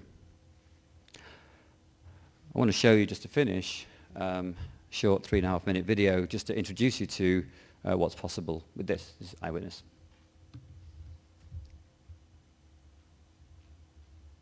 Imagine if there were a voice that spoke to our generation and could guide us through the dark chapters of human history. Imagine if that voice could help us think about our values, our society, and our own attitudes and behaviors. Imagine if we could take that voice of human conscience and transform the way our generation learns. We do have that voice. In fact, there are nearly 52,000 of those voices in the USC Shoah Foundation Visual History Archive. And 1,200 of them can be in our classrooms with Eyewitness.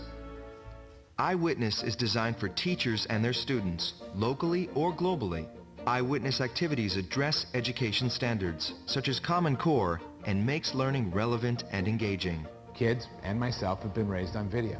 And so when you can see somebody in video talking about their life experiences, I think naturally we make that connection. Because it uses the compelling stories from the video testimonies in an online platform, using Eyewitness builds digital, media, and other literacies critical to student success in the 21st century. I view Eyewitness as such a dynamic tool for empowering our students to have layered reading, writing, communication, back and forth with their peers. Students will like what they can do in Eyewitness: searching, watching, listening, learning, building word clouds, and producing multimedia activities. Somebody came to the barrack and said, "Who is a painter?" And somebody pointed at me. She was at an extermination camp, got out, and then worked for Walt Disney, who makes cartoons that almost everybody knows. She deserves a prize, I guess. By connecting with the eyewitnesses of history, students can have a deeply personal experience and think critically about how these stories connect to the world around them. The eyewitness experience was very interesting. It taught me a lot. If we're ever in a situation like just as small as helping out a friend, we need to step up. There's a thing that happens when a student watches testimony. It's almost like your DNA and the DNA of the story. They mix, so you walk away from that experience and it changes you. Tell them. Tell your children, your grandchildren, your great-grandchildren that you met someone, you spoke with someone who was there, who was an eyewitness.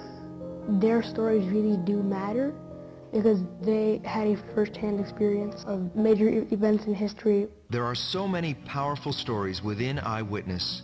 It can be used across a multitude of subjects and is relevant in classrooms around the world. The eyewitness testimonies can awaken a student's conscience, impart a deeper sense of social responsibility, and challenge them to identify with those they may perceive as being different from themselves. Ika, her story was very touching. She brought out emotions in me, and it showed me that even though you might not have the best life, just make good use of what you have. I'd love to see if there were moments where they chose to love versus hate. And if Eyewitness played any kind of pivotal role in that, that's how I'd measure success.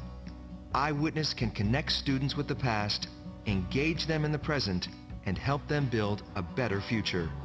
To learn more about Eyewitness, visit eyewitness.usc.edu. So to conclude, Eyewitness is not a product, it's a place. It's your place to work with your students, to learn. We're there to support you, to find out how to use it. It's not a curriculum, but you'll find curriculum that are there that support other organizations' work. And if they're not there now, there will be in future, because we're working with many organizations to make sure that we connect to the curricula that you may already be using. And most importantly of all, we want to make sure that you can bring this to your students with all of your Generation Z students, with all of the complexity that they have in their lives in a way that will be meaningful. You see the website there. You can register for free. Everybody at this conference, you go to the button that says Educators with Registration Key. And our registration key for this conference is Educator. So if you click the button, press Educator, you can get started, and there'll be somebody on the other end of that to help you to find your way to using Eyewitness now and in the future. Thank you.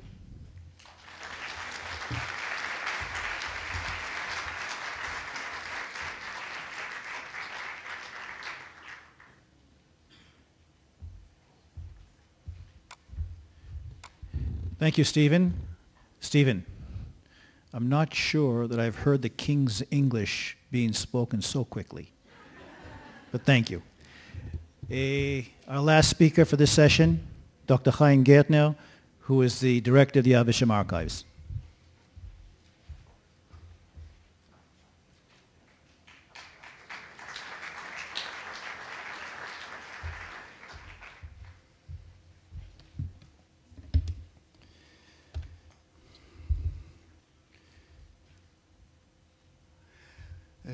As the last speaker in this session, I decided, again, as the last speaker in this session, I decided to be a storyteller and to share with you a few stories. So, Ruth Tauber is a Holocaust survivor from Tel Aviv. We met her a few years ago when she came to Yad Vashem and donated to us this diary that her late husband Rabbi Feibesh Uri Tauber wrote when he was also a Holocaust inmate in the ghetto in Mogilev Podolsk, in Romania. She was there, she met him after the war, they married, survived, had a family here in Israel. He passed away years ago. He was an educator before the war, and when he entered Mogilev, he realized that there are a lot of orphans in the streets, and he was involved in establishing 3 orphanage houses. He taught the kids there for almost 3 years, from 42 to the beginning of 44, Hebrew and Bible in the orphanage houses where it was the home for no less than 450 orphans. Well, she told us that she preserved it well. I mean, it took us a year to fix all that. And we invited her to see the result. And at the end of the visit, she was very, very excited, of course. At the end of the visit, she told us, well, I have at home something else. It's not important at all, but if you want, you can go. So, of course, we were there. A few days later, we visited her at home, and she gave us those 2 notebooks, handmade. And when we opened the notebooks, we saw in page number 10, the first one, that a student, 15 years old, we know now, Eliezer Ganverger, wrote in January 44 this sentence in Hebrew, and I'll translate it into English. Memory, he wrote, is the only paradise from which one cannot be expelled. Eliezer Ganverger, Mogilev, January 1944. We called her, we asked her, what's that? So she explained to us that in this time, the local authorities, the Judenrat, succeeded to get forged certificates for all the kids, and all of them immigrated to the land of Israel in 44 already, during the war. So they wrote to him, he stayed there, so they wrote to him farewell letters. So this is the farewell letter that this student wrote to him. So we thought about it and we said, well, if they wrote to him farewell letter, then Eliezer Ganverger is here in Israel. So how should we find him? If I would ask Yossi, Matias, or my kids, he would say, of course, Google it. So I did. I Googled it, and I found nothing. Today you may find it, I have to admit, but 5 years ago we couldn't. And so we used another tool that we have here inside, which is the central database of Shoah victims' names that we uploaded almost 10 years ago. It has information about 4.3 million Jewish victims based on a lot of other material. And we are indexing also the information about the submitters of information. So I clicked Eliezer Ganverger, found nothing, but I found Eliezer Dagan, who filled those 2 pages of testimony in order to commemorate his parents, the Ganvergers, Eliezer, Israel, and Dienta. I was not sure that this is the case, but here we had an address of the submitter over here in Ramat Gan. So we used the phone book, white pages, and there was the Dagan family. We called. A lady answered. She explained that Mr. Dagan passed away, unfortunately, years ago. He was very sick. She knew, of course, the story. He was there, an orphan, in Mogilev, but she had no clue that he wrote something and that this something was preserved. And, of course, she didn't know that on almost the last page of the second notebook, there was this photo with the teacher and the class. So her husband, one of the students there. So this case taught me 3 important lessons that I would like to share with you. The urgency to collect, the need to expose, and the challenge of connecting.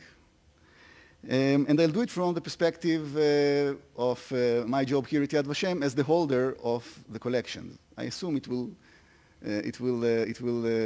have a conversation with what you have heard, but from the other side of the angle. So the first lesson is that millions of pieces like that are still there all over the world, in Israel and worldwide. And we have to collect them in order to know what happened. So we have to collect them and gather them into one place in order to reconstruct this huge puzzle. Therefore, Yad Vashem is collecting, since its establishment, and in recent years much more, everything from all over the world. Recently, for example, we established here in Israel a national campaign. We call it Gathering the Fragments. We are going to the places of the people who has items at home, and we collect everything with the context, with the story. We are collecting, we copy also millions of documents every year worldwide. Only last year only, we copied around 15 million pages of documentation all over the world. So therefore, Yad Vashem from the very beginning was and still is the largest, has the largest archive with Holocaust-related material. We have around 170 million pages of documents. We have close to 500,000 photographs. We have a lot of testimonies. 40% are testimonies that were collected or taken by Yad Vashem. We still do collect more than 1,000 testimonies every year from Holocaust survivors. And we collect also copies of other collections that are there all over the world. Of course, the most important one is the one that you've heard about before in USC Shoah Foundation, but from many, many other places as well. So this was the first lesson, that we have to continue to collect everything. We do believe that tens of millions of relevant documents are still there. But the second lesson, which is no less important, maybe even more in this context of our conference, is that it is not enough to collect. You have also to think how to expose. The diary, Tauber's one, the first one, was the most important item in the world for Miss Tauber, for Miss Ruth Tauber, because this was her late husband. The other notebook was less important.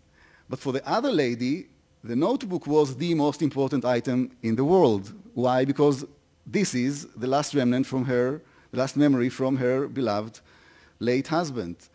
But as Miss Tauber knew about the diary, Miss Dagan, the other lady, didn't have any clue that it is existing anywhere. So what may appear to be unimportant to one person, in this case to the owner of the material, may prove to be highly significant to another human being, a relative, a researcher, a student, or someone. Therefore, we decided that Yad Vashem's moral duty is to provide online public access to all of our data and knowledge for free use. It sounds very, very nice, but in the field of archival material or archival sciences, it was, and in a way it still is, a pioneering approach. A lot of archives are exposing what they have, but not all what they have. We decided to expose everything, gradually, of course, but everything. For that, for example, you have to scan 170 million pages, 300,000 hours of audio and video, etc. We are, 10 years ago, we could be quite skeptical about that. I can say that today, we see in front of us the possible end. I assume that in 3 to 4 years, everything will be scanned. We are more than 70% done in that term. And gradually, we are uploading whatever we can upload online legally. Not always archives do allow us to do so. As I mentioned, not all archives do believe that they have to expose documents online. But whenever we can, we are doing it. But here we have another challenge, because when we started to scan the documents, we realized quite quickly, it is quite obvious, I may assume, that scanning is not enough. If you scan a document is an image, no less and no more than an image. You have no information, no knowledge about that image. If you want to know what's there, you have to walk towards that. And when you have masses of documents, you have to work very hard. So we decided to find a solution for that and to give access also to the content of the document in our lifetime. And we had to decide and to prioritize, and the way that we decided to do so was to personalize the documents, to locate them and to have a smart indexing of personal information inside each one of them, because we realized that this is what might be a gate of interest to most of the people in the world.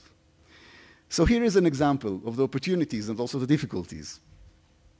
In the 1950s, someone from Tel Aviv filled out a page of testimony commemorating Mr.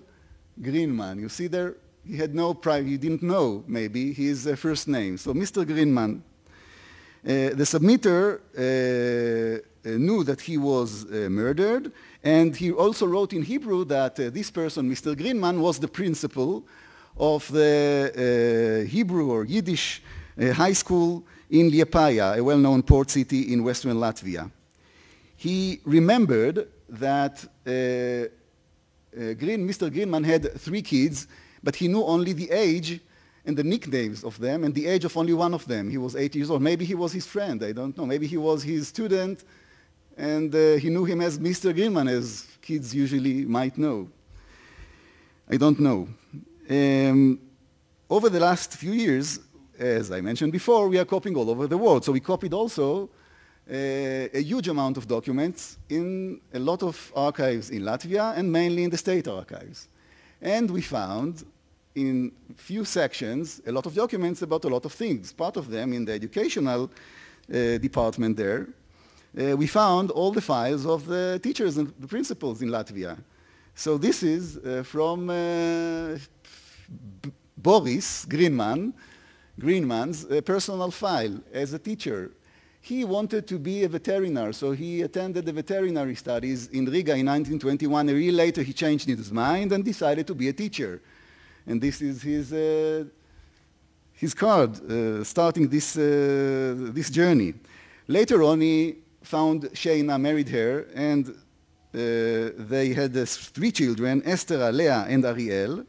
And in 1938, we find him moving to Liepāja, to Libau, Liepāja, and becoming a teacher and the headmaster of the Jewish National Gymnasia over there. Under the communist regime, each building was required to keep a registry of the tenants and their details. So there is a collection of 20,000 books like that in Riga, in the Central Archives.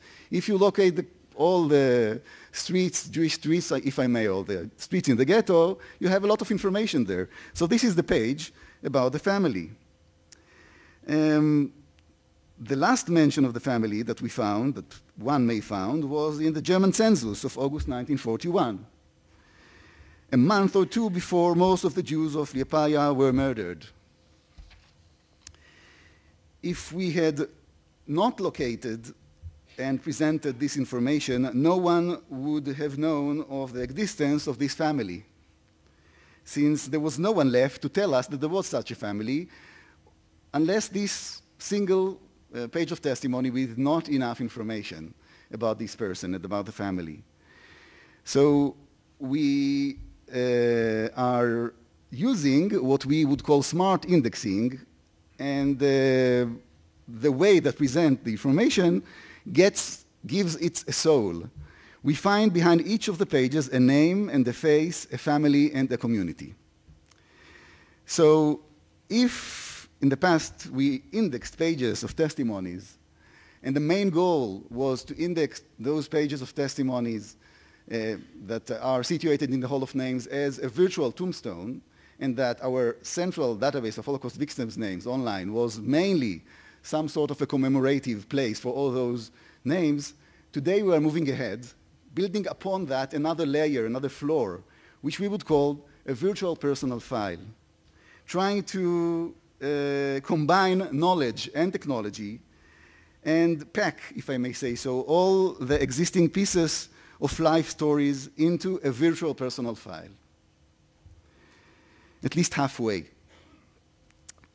But I have to admit that in order to be able to do so, we had to change dramatically the whole procedure and the whole way completely, and our priorities of the regular work in the archives. Cataloging and indexing now in the archives are being done differently than it used to be done before, because if this is the goal, then you have to change the way you do it. I'll share with you only one brief technical, I may say, or methodological example. Usually archives do describe, but they are arranged in hierarchies. And usually, if the archives do it at all, they are describing, writing something about their holdings up to the level of a collection or a file, if at all. But in our case, we wanted to index and to have information, and smart information, about a single document and about a single person in a specific document, in a way that will be able to be retrieved from all kinds of material, all kinds of languages and fonts. So for that, we had to create a methodology and also a technology. Now, when we have this concept in mind, we may create a new kind of a professional, yet meaningful research. And this can be seen quite impressively, I would say, in one of this project that the Yad Vashem International Institute for Holocaust Research is leading during the last few years. In our research institute, we decided to learn or to study the transport as a historic event and not only as a technical stage during which Jews were transported from one place to the other. So in Transports to Extinction, we published an impressive online database, a huge online database, actually connected directly to all the databases that Yad Vashem has created online. And it provides information about all transports from all over Europe in various locations between 39 and 45. It provides an overview of different aspects of the transports. I mean, the reconstruction of the route of the transport, who was involved as perpetrator, who were there as victims, who were the deportees. Now, the very public presentation of the material like that, it's an ongoing project. So the very public presentation of the material immediately emphasizes the moral challenge that this documentation presents us with in this presentation. So if we look, for example, only on the lists, because we are trying to get a complete list of the transports. So we can see that, for example, in the list from Germany, in the beginning, we may, in early time, we can see that in each one of the trains, they send around 1,000 people, 1,000 Jews. But later on, when we continue to 43, in a lot of cases, we will find only one person that was sent in a train. So, like, for example, in this transport from Leipzig to Theresienstadt, from October 21st, 1943, one person. So suddenly, quantitative data becomes qualitative. They make efforts to send just one. If they organize a train for one person, the significance of the ideology of annihilation of the Jews becomes that much clearer. Now, up to now, you would consider me as repeating what was said yesterday by this short clip that we saw, that we all saw from Lanzmann Shoah film, from the interview with Hilberg. Because this is exactly what he had done, took bureaucratic documents and learned from them something about the heads and the set of minds of the perpetrators. He said at the end of this clip, and I'm taking it with me since yesterday, that the documents are real, but the dead are not here. This is what he said. Well, I think that it is absolutely not correct, because the question if the dead are here or not is a matter of choice. This database that I showed you is using all sorts of material that we have. So it's using testimonies, it is using documents, it is using photographs from all kinds and perspectives, and also is connected to the names database that I mentioned before. So now, if we go back to this transport from Leipzig to Theresienstadt, we see that not only the murderers, the bureaucrats are there, but also the victims, because it's connected to the list of victims, and we have a name for this one single person. So we bring her back, Helen Oraski, and she is here. So the dead can be here. It depends on us. So this way of working with databases today is a new way to be assisted by those new possibilities that the meeting between knowledge and technology brings to us.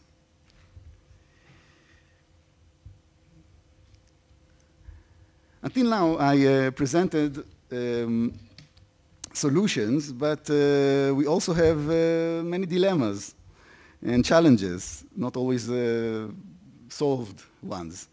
For that, let us come to the third lesson that I have learned from Tauber's diary that I mentioned in the beginning.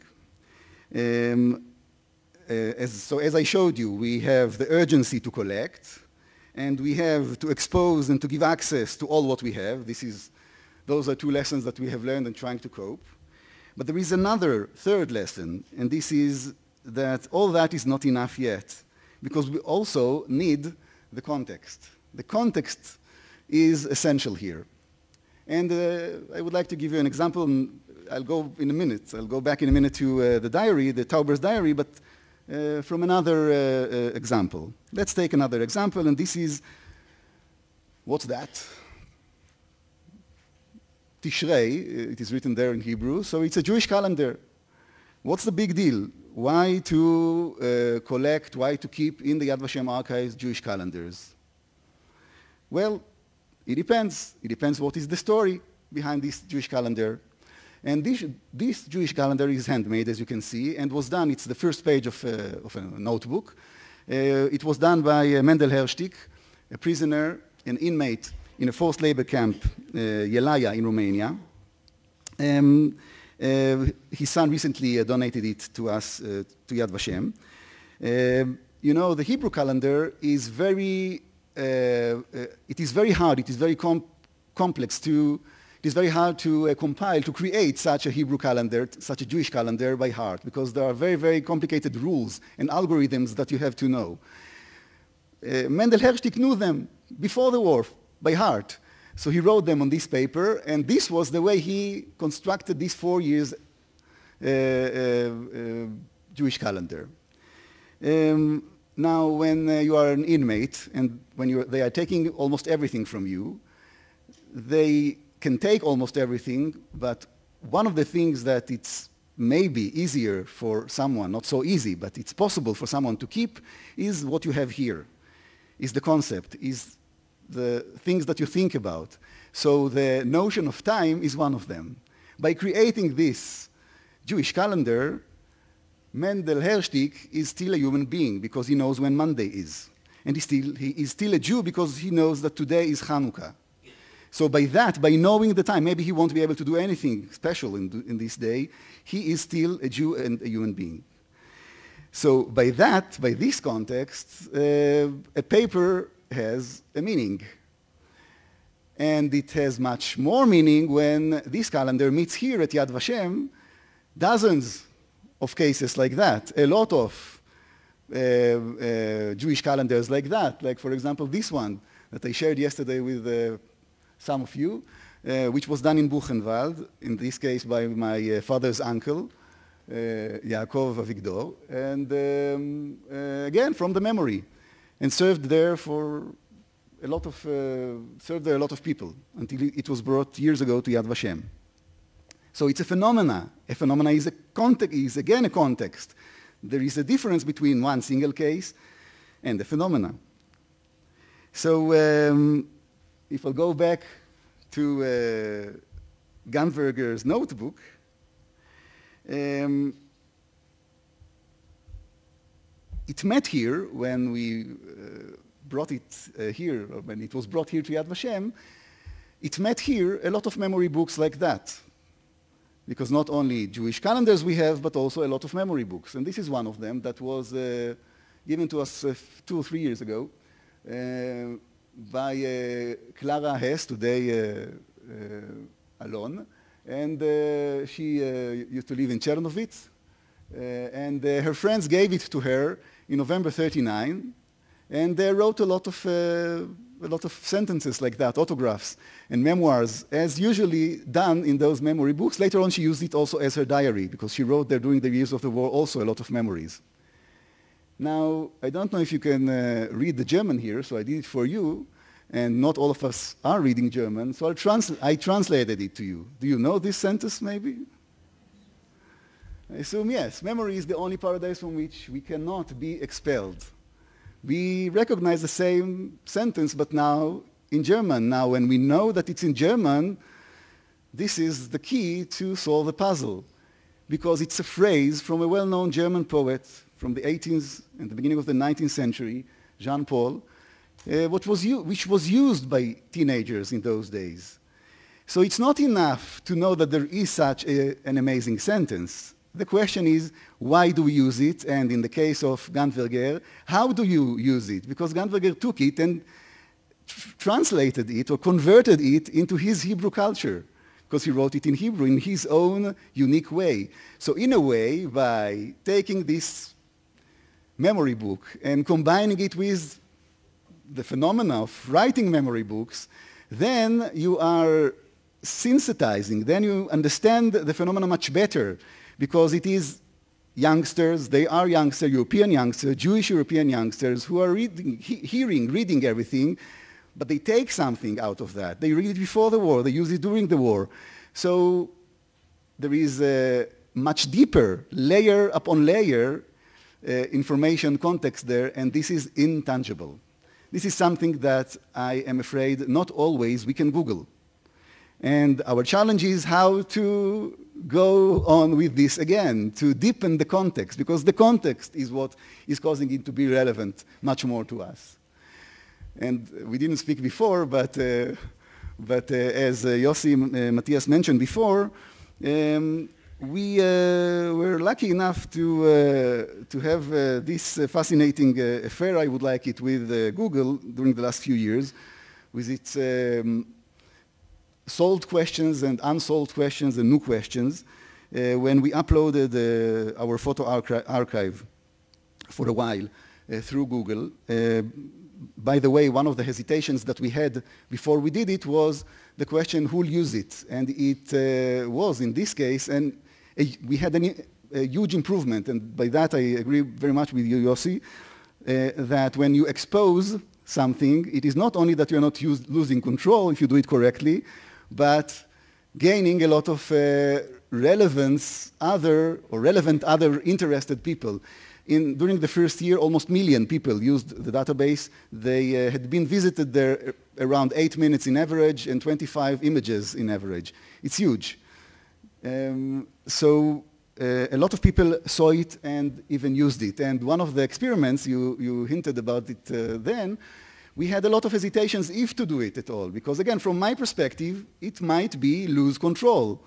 But we decided to use social media or the concepts of social media and to allow people to comment on specific items and share it on the spot with everyone in the world. We did it for a limited period of time.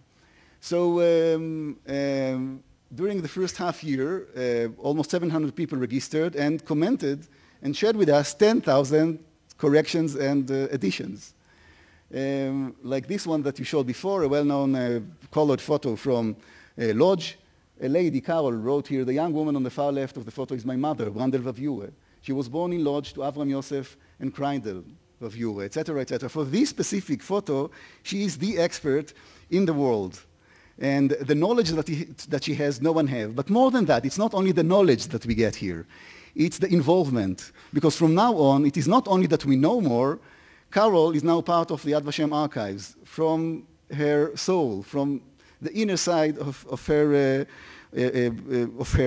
and now it is relevant to her much more than ever. So it becomes part of her as well.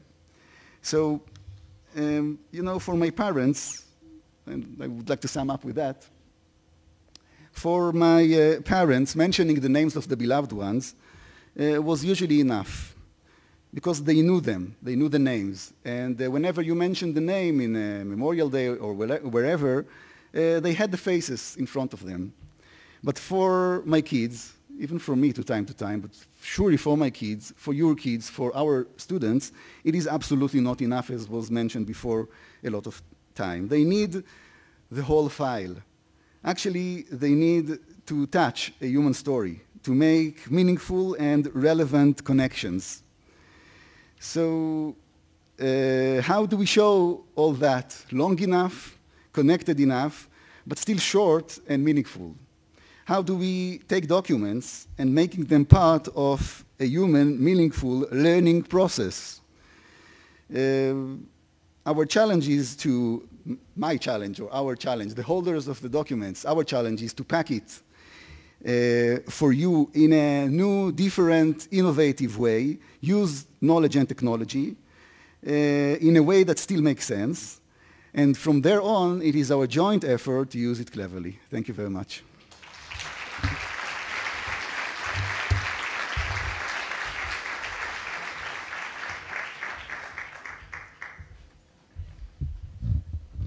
Thank you, Haim. I'd like to call up Shulamit to give us a short summary of this morning presentation.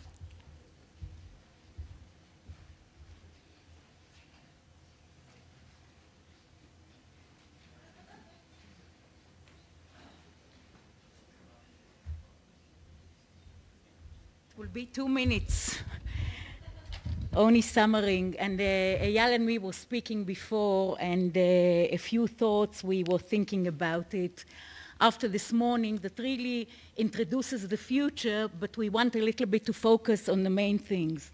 So I think one big question was raised this morning: how do we engage with technology without trivializing the Holocaust and making it shallow? And I think we got here. For this, I got an answer this morning because I'm going to talk about one thing that I didn't get an answer. I think we got good experiences how we can teach and deepen Holocaust education. The second thing, and I want to connect it to all these conferences, how to speak the language of our youngsters today without losing the voices of the generations that we talked about, the first generation, the second generation. All these gathering to be like a chain, that you're one dot in a big chain. This is so important. That's why we began this conference with collection, then the second generation, all the work. And if the third generation comes and says only me, my story, I want everything that's only relevant for me, what will they take from the past? Wisdom you take when you also listen to other generation and what they have to do, although they're not the best in technology. How do we bring our students to the fact to listen to these 3 days? And the third thing I learned from the Holocaust. Many people say they survived in the Holocaust because they found friendship, because they found a human face to help them in the world of dehumanization. How do we teach our students today that are all the time looking at computers to connect with other people? They have to build families. They have to, the next generation isn't only going to be a generation of technology sitting all the day on computers and learning and learning and learning and connecting. The human connection is so important, and I was very glad that Yossi began his presentation saying his son said, I want this experience. So I think we have to join forces here in terms of taking this technology, going to the future with that, but not for one moment not taking our responsibility, and this is our responsibility as educators and as parents, to give this generation the skills of what's to connect from one with each other, because this is also the future of the world. So thank you.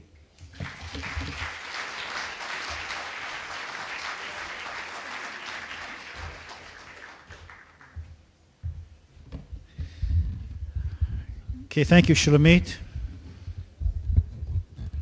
Thank you, Dr. Tang. Thank you, Eyal, Yossi, Stephen, Haim, and Shulamit. Please look at your agenda for today.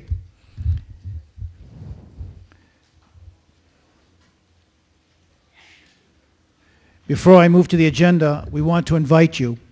I've been planning to use this slide, but all the time the agenda was in flux, We want to invite you. This is a new project that was initiated by Dr. Nama Shik from our Internet department with her team together with Shulamit. And we invite you to access and to go into the different video, called the Video Toolbox. These are short videos between 15 and 18 minutes on how to teach certain aspects of the Holocaust. Please access at your free time. What's going to happen now is that you all have in your personal information sheet a certain table. We're going to split up into 36 round tables. With the number of your table, you also have a room. So you're going to look at the number and the room and connect them. Digital literacy.